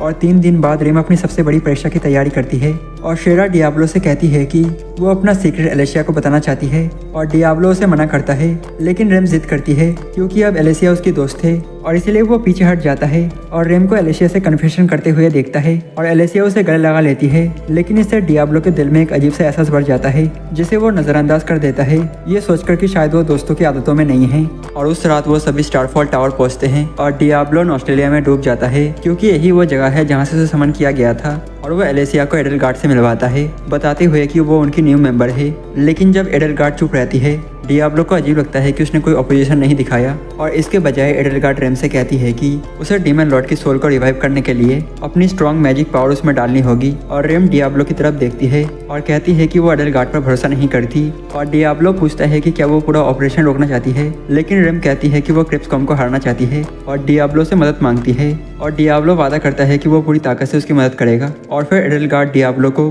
रेम के पेट पर हाथ रखने को कहता है और रेम कहती है कि उसने कभी नहीं सोचा था कि उसका सपना सच होगा। और डियाब्लो एनर्जी डालना शुरू करता है और क्रिप्सकॉम की पावर को महसूस करता है। और दूसरी तरफ रेम को डियाब्लो की पावर महसूस होते ही वो अजीब हैप्पी डॉल्फिन साउंड निकालने लगती है। और कुछ समय बाद डियाब्लो पूछता है कि वो क्रिप्सकॉम को बाहर निकालने के कितने करीब है तो एडलगार्ड कहती है कि वो अभी बहुत दूर है और उसे और डीपर जाना होगा। और डियाब्लो पूछता है कि कैसे। और तब एडलगार्ड शॉक देते हुए कहती है कि डियाब्लो को रेम के अंदर एक होल बनाना होगा और वहीं से पावर डालनी होगी। और शेरा गुस्से से उसे रोकती है क्योंकि यह तरीका रेम की जान ले सकता है। और तब एडलगार्ड कैजुअली फॉरबिडन जगह की ओर इशारा करके कहती है कि डियाब्लो को ही इस्तेमाल करना चाहिए, जिससे सब शॉक हो जाते हैं और डियाब्लो लूजर वर्जिन की तरह पैनिक करने लगता है। लेकिन रेम शर्माते हुए उसे परमिशन दे देती है और इस तरह डियाब्लो अपनी उंगलियां अंदर डालकर डीमन लॉर्ड क्रिप्सकॉम को रिजरेक्ट कर देता है। और जैसे ही ड्यूटी प्रकट होती है, डियाब्लो रेम से पूछता है कि वो ठीक है ना, और रेम उससे कहती है कि अब उसे उसके सबसे बड़े दुश्मन को हराना है। और जब धुआं साफ होता है, डियाब्लो शॉक में रह जाता है क्योंकि फीयसम डीमन लॉर्ड एक छोटी सी लड़की के रूप में निकलती है जो पोलियो लेने की उम्र की लगती है और सबको अपनी शक्ति दिखाने के लिए क्रिप्सकॉम भारी मैजिक समन करती है ताकि सभी को खत्म कर दे। लेकिन अचानक उसकी मैजिक गायब हो जाती है और वो भूल जाती है कि उसे क्या करना था और डियाब्लो सोच में पड़ जाता है कि कहीं वो लड़ना भूल तो नहीं गई। और तभी एलिसिया आगे आती है और क्रिप्सकॉम को याद दिलाती है कि उसे ह्यूमन रेस को खत्म करना है और कंफ्यूज होकर वो पूछती है क्यों। और जब रेमो से समझाती है कि उसे किसी को एलिमिनेट करने की जरूरत नहीं है और एलिसिया अजीब तरह से ट्वीट करने लगती है और एडलगार्ड से कुछ करने को कहती है, जो बताती है कि वो तो बस वही करेगी जो क्रिप्सकॉम उससे कहेगी। और जल्दी ही क्रिप्सकॉम घोषणा करती है कि वो ह्यूमन रेस को खत्म नहीं करेगी और वो पूछती है कि क्या उनके पास उसके लिए कोई स्नैक्स हैं। तो सेरा उसे कुछ बिस्किट देती है जिन्हें वो किसी भुक्कर की तरह चटकर जाती है और वो दावा करती है कि उसका नया मिशन दुनिया के हर बिस्कुट को खाना है। और ये समझकर कि अब कोई लड़ाई नहीं होने वाली, वो सब घर की तरफ लौटने लगते हैं जब अचानक ओलेरेक्स नाम का एक प्राणी आता है और क्रिप्सकॉम से कहता है कि वो पिछले डीमन लॉर्ड की सेवा करता था और वो बताता है कि उसकी बर्थ सेलिब्रेट करने के लिए उन्हें सारे मॉडल्स को ईट कर देना चाहिए। लेकिन क्रिप्सकॉम तुरंत पायरेट ऑफ द कैरिबियन वाले चॉप डेवी जोन्स दिखने वाले उस आदमी से कहती है कि वो इंसानों को नहीं मार सकती क्योंकि बिस्किट के लिए उनको जिंदा रखना पड़ेगा। और कंफ्यूज होकर ओलेरेक्स से नतीजा निकालता है कि क्रिप्सकॉम को मरना होगा ताकि एक सही डीमन लॉर्ड आ सके जिसे मॉर्टल से नफरत हो। लेकिन जैसे ही वो हथियार घुमाता है, एडलगार्ड उसे रोक लेती है, ये कहते हुए कि उनको डीमन लॉर्ड की इच्छा का पालन करना चाहिए। और ओलेरेक्स आसानी से एडलगार्ड को फेंक देता है जिससे डियाब्लो लड़ाई में आगे आता है और लड़ते लड़ते ओलेरेक्स समझ जाता है कि डियाब्लो बहुत स्ट्रांग है और वो उड़कर वहाँ से भाग जाता है। और इसके बाद वो सभी इन पहुंचते हैं जहाँ रेम और एलिसिया एक ही कमरे में रहने का फैसला करती हैं और शेरा और क्रिप्सकॉम की जिम्मेदारी डियाब्लो पर छोड़ देती हैं। और उसे रिवॉर्ड देने के लिए शेरा उसे स्ट्रिप करने का फैसला करती है और क्रिप्सकॉम भी क्यूरियोसिटी में शेरा को फॉलो करती है जिससे वो सभी एक साथ ही फिनिशिंग लाइन पर पहुंच जाते हैं। और दूसरी तरफ दूसरे कमरे में एलिसिया अपने मॉम डैड को याद करती है जिन्होंने उसे बचपन से डेमी ह्यूमन से नफरत करना सिखाया था और रॉयल कोर्ट में भी उसके साथ यही होता है और सब उससे कहते हैं कि इंसानों के अलावा बाकी किसी के लिए एम्पैथी रखना गलत है। और इसे याद करते हुए एलिसिया कहती है कि उसे डीमन लॉर्ड की जरूरत है ताकि वो अपना कर्तव्य पूरा कर सके और दुनिया से ह्यूमैनिटी मिटा सके। और दूसरी ओर किसी पुराने चर्च में सैडलर डियाब्लो और डेमी ह्यूमन से बदला लेने की योजना बनाता है क्योंकि उन्होंने उसे अपमान किया था। और अगले दिन शेरा डीमन लॉर्ड को नर्सरी राइम सिखाती है जिससे डियाब्लो सोचने लगता है कि कई शेरा पूरे पावरफुल ड्यूटी क्रिप्सकॉम को कोकोलॉन्ग लविंग बेवकूफ तो नहीं बना देगी। और जब वो रेम को भी साथ में गाने को कहती है तो रेम भी डरते शर्माते धीरे धीरे गाना शुरू कर देती है जबकि एलिसिया उनको ऐसे देखती है जैसे तुम अपने क्रश को देखते हो। और इन पहुंचकर क्रिप्सकॉम सारे बिस्किट अकेले खा जाती है जबकि डियाब्लो सेलेस्टीन के साथ दूसरी टेबल पर बैठ जाता है ताकि उसे क्रिप्सकॉम और शेरा को बेबी सिटिंग न करना पड़े। और सेलेस्टीन कहती है कि उसने कभी नहीं सोचा था कि उन्हें ऐसा डीमन लॉर्ड मिलेगा जो बिस्किट से प्यार करती है और इसीलिए फिलहाल वो बस देखेंगे कि फ्यूचर में क्रिप्सकॉम कैसे रिएक्ट करती है। और वो रेम की तारीफ भी करती है कि वो कितनी स्ट्रांग है और रेम पोलाइटली उसका शुक्रिया अदा करती है कि उसने इतने सालों तक उसे बचाया रखा। और कुछ देर बाद शेरा डियाब्लो को बताती है कि वो खुश है कि सेलेस्टीन ने क्रिप्सकॉम को बंद नहीं किया। और डियाब्लो सोच समझकर कहता है कि क्योंकि सेलेस्टीन फोल्ट्रा की बैरियर की वजह से कहीं जा नहीं सकती और इसलिए वो कभी किसी और जीव की फ्रीडम नहीं छीनना चाहेगी। और शेरा ये बड़ी बात रेम को बताने लौटती है लेकिन पाती है कि रेम, क्रिप्सकॉम और एलिसिया गायब हैं। और एक और जगह एम्पीरियर नाइट क्रिप्सकॉम और रेम को एक अंधेरे गली में ले जाती है और रेम पूछती है कि वो डियाब्लो और शेरा से अलग क्यों हुए। और एलिसिया के चेहरे पर एक अजीब सी नजर आती है और वो कहती है कि वो शेरा को बाद में ले आएगी क्योंकि उसे अभी पता नहीं कि क्या की का काम करेगा। और इसी बीच डियाब्लो और शेरा वापस इनमें जाते हैं और जब रेम और क्रिप्सकॉम नहीं मिलते तो डियाब्लो शेरा को कमरे में रुकने को कहता है और खुद आसपास ढूंढने निकलता है। और सड़कों पर चलते हुए डियाब्लो को फिर से वही बेचैनी महसूस होती है जैसे कुछ बड़ा होने वाला है। और अब फिर से गली में एलिसिया क्रिप्सकॉम से पूछती है कि उसकी मेमोरीज क्यों मिसिंग हैं, लेकिन जवाब देने से पहले ही वो रेम से कहती है कि एक फॉरेन प्रीस्ट ने उसे बताया था कि डीमन लॉर्ड को रिजरेक्ट करने के लिए सिर्फ मैजिक पावर काफी नहीं है। और अब रेम डरकर पूछती है कि क्या एलिसिया सच में पूरी मॉडर्न रेस को एलिमिनेट करना चाहती है। और जब एलिसिया हाँ कहती है तो रेम पूछती है कि उसमें ये सब क्या बदल गया। और एलिसिया ठंडे स्वर में जवाब देती है वो कभी बदले ही नहीं और फर्क सिर्फ यही है कि उसे अब प्रेटेंड नहीं करना पड़ेगा कि वो सब बेस्ट फ्रेंड फॉरएवर हैं। और कंफ्यूज क्रिप्सकॉम उससे पूछती है कि क्या वो चाहती है कि वो उसे जला दे। और जवाब में एलिसिया एक परफेक्ट यूनकसाई पोज बनाती है और कहती है कि उसके द्वारा सबसे पहले जलाया जाना उसके लिए सम्मान की बात होगी क्योंकि गोल है दुनिया को 0 पर सेट करना। और उसी वक्त एलिसिया खुलासा करती है कि वही थी जिसने सिम गार्ड को ग्रे गॉड स्पिरिट से भरा ड्रैगर दिया था ताकि डीमन लॉर्ड को जल्दी रेजरेक्ट किया जा सके। और अचानक सैडलर और उसके गुनर्स आते हैं एलिसिया को शुक्रिया कहते हुए कि उसने उसे डीमन लॉर्ड वर्सेफस पकड़ने में मदद की। और शॉक रेम प्रेसिडेंट को बताने की कोशिश करती है कि असली हेलेटिक तो एलिसिया है, लेकिन चालाक एलिसिया तुरंत ड्रामा करके सैडलर से कहती है कि उसकी इन्वेस्टिगेशन में रेम और उसकी गैंग डीमन लॉर्ड वर्शिपर्स निकले और कॉर्नर में फंसी और अकेली रेम लड़ने की कोशिश करती है, लेकिन वो असफल रहती है और सैडलर उसे कस्टडी में ले लेता है। और इसी बीच डियाब्लो रेम और क्रिप्सकॉम को ढूंढता फिरता है, सोचते हुए कि एलिसिया के बारे में जो नैगिंग फीलिंग उसे पहले थी क्या वो सच थी। और कई और रेम होश में आती है और देखती है कि क्रिप्सकॉम उसके ऊपर चिंतित होकर झुकी हुई है। और वो रेम को बताती है कि एलिसिया ने उसे बताया कि रेम की जिंदगी उसकी वजह से मुश्किल रही और रेम इस पर चुप रहती है। तो क्रिप्सकॉम उसकी वफादारी की तारीफ करती है, लेकिन रेम मान लेती है कि वो हमेशा उससे नफरत करती थी क्योंकि उसकी मौजूदगी ने उसे तन्हाई और डर में जीने पर मजबूर किया। और क्रिप्सकॉम उसकी बात समझती है और स्वीकार करती है कि उसने रेम की जिंदगी को एक नाइटमेयर बना दिया। लेकिन रेम कहती है कि वो क्रिप्सकॉम से नफरत नहीं कर पाती क्योंकि उसने भी अपनी जिंदगी उसके अंदर बंद होकर बिताई है। और तभी अचानक सैडलर रेम को एक टॉर्चर चेंबर में घसीट कर ले जाता है और रेम डर जाती है और उसे समझाने की कोशिश करती है कि वो डेमन लॉर्ड वर्शिपर्स नहीं है, लेकिन सैडलर नहीं मानता। और रेम को एहसास होता है कि वो एक सड़ चुका आदमी है और वो एलिसिया से पूछती है कि उसने ऐसी गद्दारी क्यों की, लेकिन एलिसिया दुष्टता से कहती है कि चीखो, शायद इससे क्रिप्सकॉम की इनोसेंट टूट जाए। डियाब्लो सबसे मदद मांगने की कोशिश करता है, लेकिन सही शब्द बोल नहीं पाता। और तभी एक लड़का भागता हुआ आता है और बताता है कि एक पैलेडेंट एक कैट गर्ल को टॉर्चर चेंबर में ले जा रहा था। और डियाब्लो उसका शुक्रिया अदा करता है और अपनी कैट गर्ल को बचाने के लिए दौड़ पड़ता है। और कई और गिल्फर्ड और उसके सैनिक शौक में आ जाते हैं जब देखते हैं कि एडलगार्ड एक आर्मी ऑफ फॉलन को लीड कर रही है और फोल्ट्रा की सुरक्षा के डर से सेलेस्टिन बैरियर को मजबूत करने में पूरा जोर लगा देती है, जबकि सैडलर रेम के कान काटने की तैयारी करता है। और ये देखकर क्रिप्सकॉम रेम से कहती है कि उसे उसकी रक्षा के लिए अपनी पावर इस्तेमाल करने दे, लेकिन रेम उससे वादा करवाती है कि वो कभी हेट्रेड के आगे नहीं झुकेगी। और तभी सैडलर अपनी तलवार क्रिप्सकॉम की तरफ घुमाता है, लेकिन रेम उसे अपने शरीर से बचाती है और वही उसकी मौत हो जाती है। और रेम की मौत देखकर क्रिप्सकॉम गुस्से से पागल हो जाती है और एक भयानक बीच में बदल जाती है। और सैडलर उसे रोकने की कोशिश करता है, लेकिन एक ही पल में मारा जाता है। और उधर डियाब्लो को शेरा मिलती है जो बताती है कि उसने टर्की शॉट से रेम को ढूंढा और रेम बुरी तरह घायल थी। और डियाब्लो उसे हीलिंग पोशन की वायल देता है और शेरा को रेम को बचाने भेजता है, जबकि वो खुद क्रिप्सकॉम से भिड़ने जाता है। और फोल्ट्रा के बाहर एडलगार्ड खुशी मनाती है कि आखिर क्रिप्सकॉम ने फाइनली डीमन लॉर्ड की भूमिका निभानी शुरू कर दी। और तभी एलिसिया वहां पहुंचती है और ऑर्डरलेस उसे देखकर अटैक मोड में चला जाता है, लेकिन एडलगार्ड बताती है कि डीमन लॉर्ड को जगाने वाली एलिसिया ही थी। और इसी बीच सिल्वी गिल्फर्ड से मिलती है और वो उसे शहर छोड़ने को कहता है क्योंकि वो फॉलन की आर्मी से नहीं निपट सकती, लेकिन सिल्वी उससे कहती है कि एडवेंचरस गिल्ड और डियाब्लो बैटलफील्ड की तरफ बढ़ रहे हैं, इसलिए उसे बस तब तक इंतजार करना चाहिए। और इधर डियाब्लो क्रिप्सकॉम का सामना करता है और उसे शांत करने की कोशिश करता है, लेकिन वो उसे मारने के इरादे से उस पर टूट पड़ती है। और उसकी चालें देखकर डियाब्लो समझ जाता है कि अब वो क्रिप्सकॉम जिसे वो जानते थे गायब हो चुकी है। और वही दूसरी तरफ शेरा रेम को हीलिंग पोशन पिलाती है और 9 लाइफ वाली रेम वापस आ जाती है और बताती है कि एलिसिया एक इविल रैट है जिसने सारे कियोस पैदा की, क्योंकि वो शुरू से डीमन लॉर्ड को रिजरेक्ट करना चाहती थी। और रेम खाली वायल्स देखती है और पूछती है कि ये कहाँ से आई, और शेरा बताती है कि ये हीलिंग पोशन डियाब्लो ने बनाए थे। और रेम समझ जाती है कि डियाब्लो ने सारे पोशनों से दे दिए होंगे और इसलिए वो डियाब्लो की सुरक्षा को लेकर घबरा जाती है। और अब फिर से बैटलफील्ड में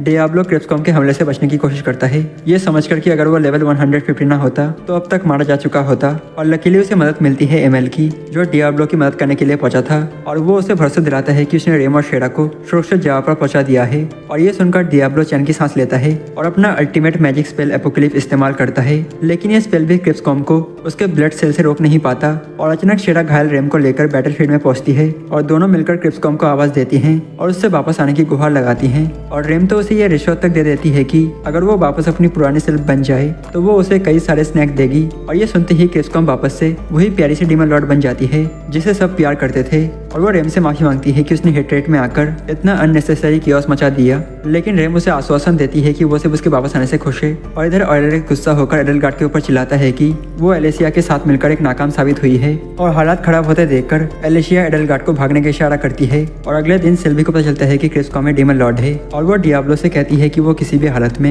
इतनी खतरनाक प्राणी को फोल्ट्रा में खुला नहीं छोड़ सकती। और डियाब्लो भी इससे सहमत होता है और क्रिप्सकॉम से पूछता है कि वो खुद क्या चाहती है। और क्रिप्सकॉम कहती है कि वो तो बस शेरा और रेम के साथ रहना चाहती है और जिंदगी भर डॉग बिस्कुट खाना चाहती है। और ये सुनकर डियाब्लो वो मैजिक स्टोन दिखाता है जो रेम ने उसे दिया था और बताता है कि वो क्रिप्सकॉम के ऊपर एनसेलमेंट रिचुअल कर सकता है, जिससे वो हमेशा के लिए डियाब्लो से बंधी रहेगी और इंसानों के लिए खतरा नहीं बनेगी। और क्रिप्सकॉम तुरंत मान जाती है और रिचुअल पूरा होने के बाद सभी लोग आराम करने के लिए वापस इन में लौट आते हैं। लेकिन तभी मुसीबत फिर से आ जाती है। एलेसिया जो शेरा के गले पर नाइफ रखे खड़ी होती है और क्रिप्सकॉम को साथ आने का ऑर्डर देती है और मजबूरी में वो उसका पीछा करते हैं और रास्ते में घायल एडलगार्ड को पाती है। और एलेसिया बताती है कि डीमन लॉर्ड का प्लान फेल होने के बाद फॉलन ने एडलगार्ड को बुरी तरह सजा दी। और उसकी कहानी सुनने के बाद भी क्रिप्सकॉम पूछती है कि वो किसी ऐसे इंसान की मदद क्यों ही करे जिसने रेम को इतना दर्द दिया। और तभी डियाब्लो बीच में आता है और क्रिप्सकॉम को एडलगार्ड का इलाज करने को कहता है और क्रिप्सकॉम उसकी बात मान जाती है। और इलाज पूरा होने के बाद एडलगार्ड उसे शुक्रिया कहती है और पूछती है कि वो फिर से मॉर्टल्स के साथ क्यों रह रही है।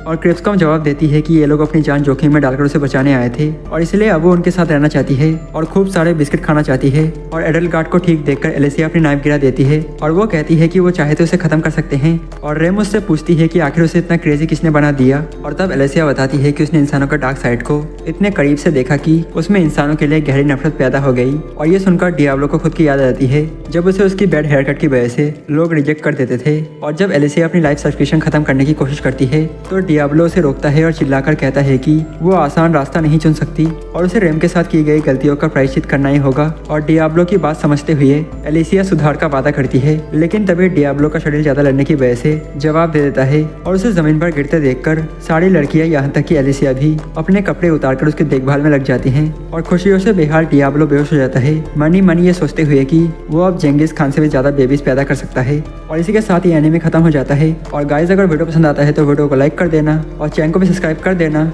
और जरूर से जरूर हाइप भी कर देना क्योंकि चैनल का रीच थोड़ा डाउन है। और फिलहाल के लिए आप जाकर मेरे इन दोनों वीडियोस को देख सकते हो। और तब तक के लिए हम फिर मिलते हैं किसी और नए एनीमे के साथ। तब तक के लिए सनोरा।